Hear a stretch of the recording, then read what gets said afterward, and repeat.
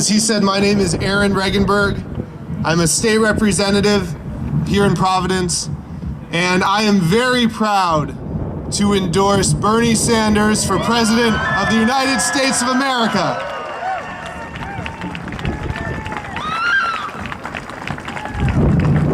You know, a lot has been made of the overwhelming support for Bernie among young people. And as one of the youngest members of this General Assembly, I found much of that discourse pretty condescending. You know, I hear these kids, they don't know how the real world works, they're naive. When they grow up a little, they'll understand how pie in the sky this Bernie guy is. And I don't know about the young people here today, but I am not taking that anymore.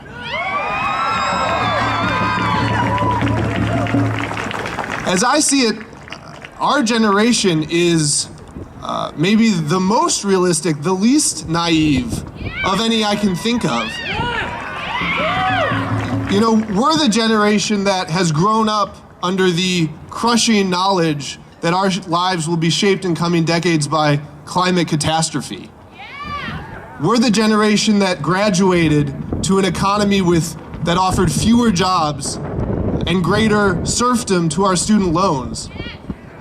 We're the generation that has seen, even under our first African-American president, that our black and brown brothers and sisters continue to be disproportionately incarcerated, continue to be mowed down in the streets with their hands up.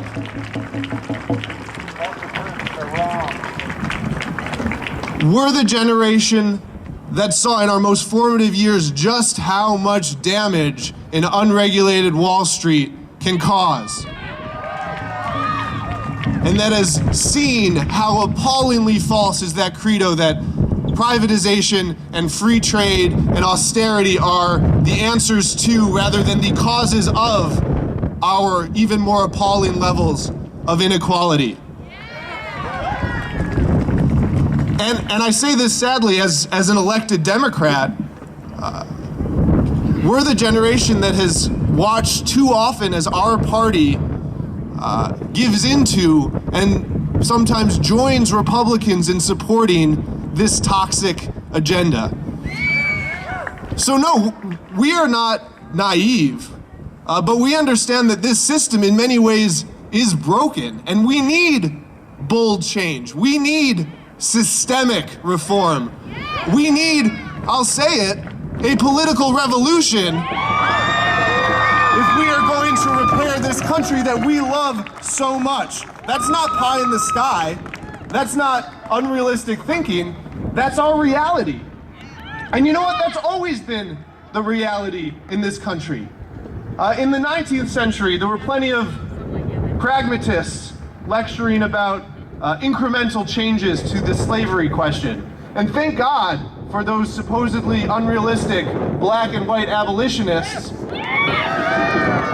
who bravely fought for the complete elimination of that evil system and who won. In the 20th century, there were lots of what Martin Luther King Jr. referred to as the white moderates who didn't want to upset the Jim Crow apple cart. Thank God for the thousands and thousands of civil rights heroes who aimed higher, who built a movement, and who won. And that principle continues today. Just a few years ago, the fight for 15 was laughed off. It was ridiculous, they said. Today, just a short time later, not only has the narrative drastically changed, but we have jurisdictions across this country that are actually passing a $15 minimum wage. Because folks chose to go bold and they won. When the climate action movement decided to paint a red line around the Keystone XL pipeline, that was said to be impractical. It was unrealistic. Thank God that thousands and thousands of climate activists didn't take that advice. They aimed higher and they won. The list goes on and on, because that's the only way that we ever achieve big change in this country. And I think we can all agree, right? What we need right now is big change. Huge. So, no, don't call us naive. Don't say we don't understand how the real world works. We understand exactly how the real world works. And that is precisely why we are here today to fight for a president who shares that understanding. To put in work to build the foundation for a political revolution. I want to say one more thing about that political revolution, because the work that we are doing today, the door knocking and canvassing leading up to the primary, the votes that we'll be casting on April 26th, that is all an important part of this movement. But it can't be the end of this movement. If we want all of this to be worthwhile, no matter whether Bernie wins on the 26th or not, whether he takes the nomination or not, our work, I think, remains the same. The presidency is an important position. But whoever has it with Washington the way it is right now, if we want real change, we need to put in the work to achieve it at the state and at the local level.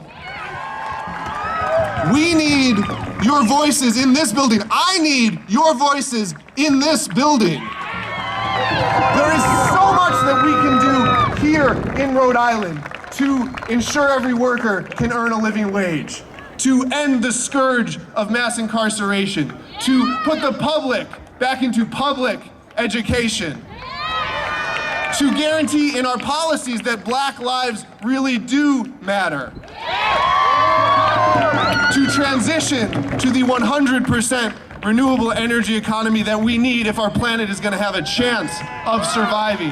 We can do it here in Rhode Island, but we need your energy and your activism to continue.